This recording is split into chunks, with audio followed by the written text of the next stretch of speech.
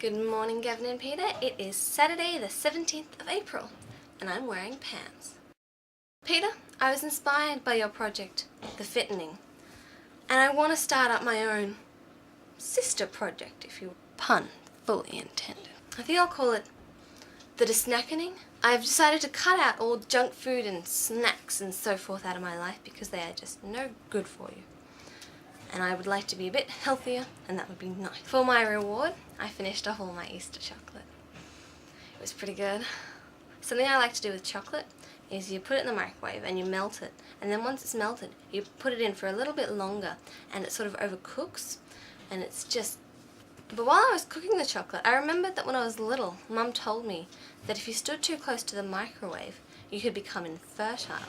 And obviously this is something that worried me, because if I was infertile, obviously my children wouldn't love me, because who wants an infertile mother? That just sounds... So I was standing in front of the microwave wondering, does the microwave really make you infertile? Should I start operating it with a broom if I still want to become a parent one day? There's so many of these, I don't know if they're lies or I don't know if they're facts, that still exist in sort of my life and in popular culture.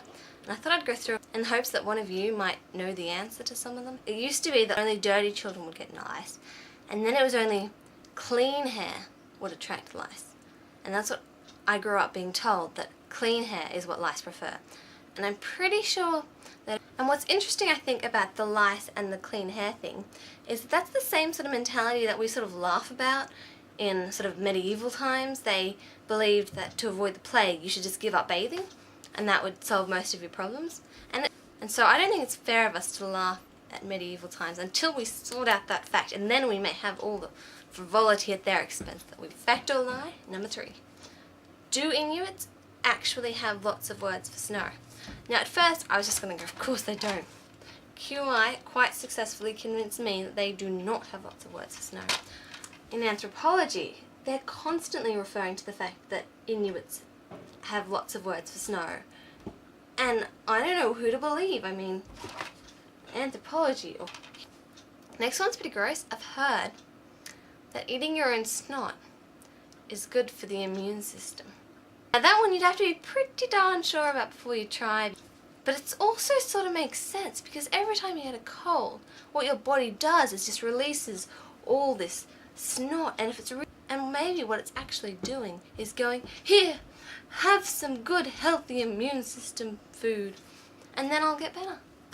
One of the more common things you hear as a teenager is that junk food will give you pimples. Now I don't know how true this is. It always seems like when you eat badly you sort of end up a bit gross and pimply, because I'm not sitting too close to the camera for a reason at the moment. If it is a lie, it sounds like a really clever one, because teenagers are very concerned about their looks but not so much about their health, and so if you go around telling them that eating bad food will make you look bad, then they're less likely to eat bad food, surely. And something I really want to know is, do mothers really know everything? That's all for me today. I will see me tomorrow.